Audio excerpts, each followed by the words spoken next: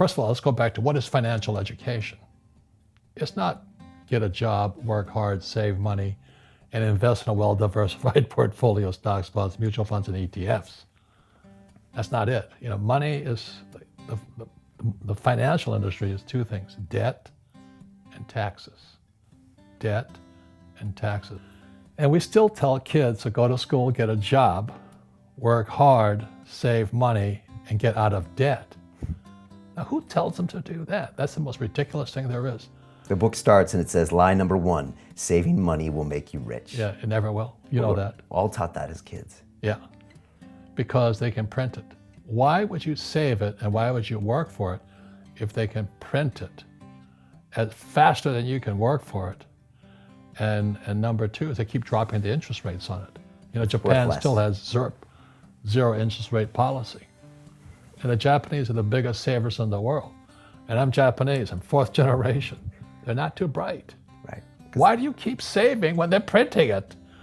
When I'm in Japan, that's what I mean by fear.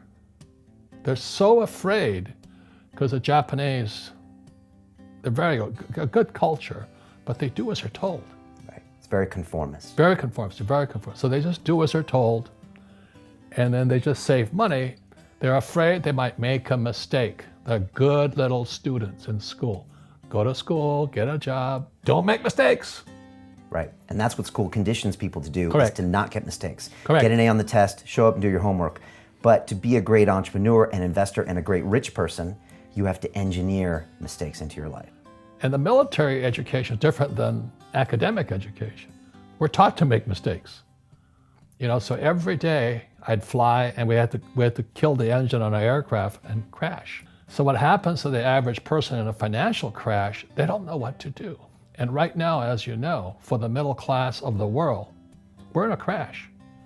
The purchasing power of the yen, the euro, the rupiah, all going down. And people are working harder and harder and harder, and the central banks of the world are printing more money. And most poor people confuse assets for liabilities. They think their home is an asset, it's actually a liability. Right. And again, that's why I was yelling at the accounting teacher. I said, an asset is a noun, like a house. Cash flow is a verb. So to understand if it's an asset or liability, it takes a noun plus verb.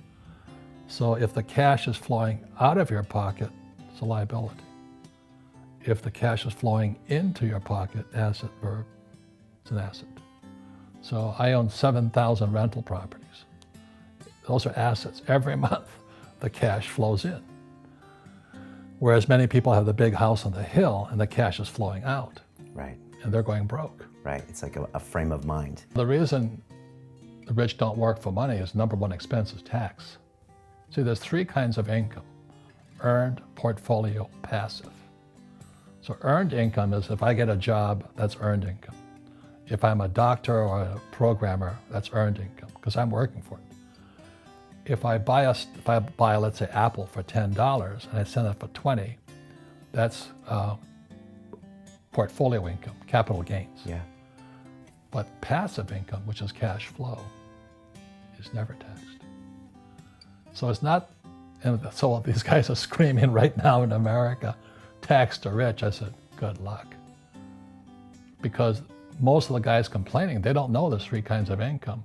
And the rich don't have jobs. Everybody can do the same thing I do because the tax laws are for everybody.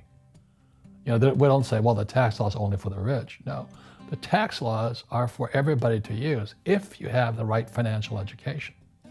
McDonald's is in the real estate business, so they sell hamburgers, but they buy real estate, so they pay no taxes. This guy Bezos, he's $16 billion. How much tax did they pay on that $16 billion? 0. And that's all legal. Anyone can do it. Everybody can do it. But most people lack the education. And so you always say, this is the law. The law is true for every citizen. You can do it, but most people just don't do it. Sometimes, like you said, they don't have the education. But you need to have a plan if you're going to go do risky things. Well, it's not risky. I mean, to me, what's risky is having a job and paying taxes. Yeah. And saving money because they're printing it. That's the worst thing of all. And that's why there's fake money fake teachers, because the teachers will never, they don't know it. Right. And fake assets, because Wall Street or the City of London or Lehman Brothers or Goldman and all, they're not going to tell you this. If you really want to be rich, take a class on real estate. And I said, why is that? He says, I didn't know at the time, but once you understand real estate is based on debt. And he says, you will learn how to use debt as money, because that's what happened in 71. The US dollar became debt. Right. So once you learn how to use debt as money, you can never say, I can't afford it. You see, because the banks will give you, so the banks, after the crash of 2008, the banks gave me $300 million tax-free to buy real estate that the idiots had lost. I hate this, and they were idiots because the prices were so high. Why would you buy it at the top of a market? Don't you know that's going to crash?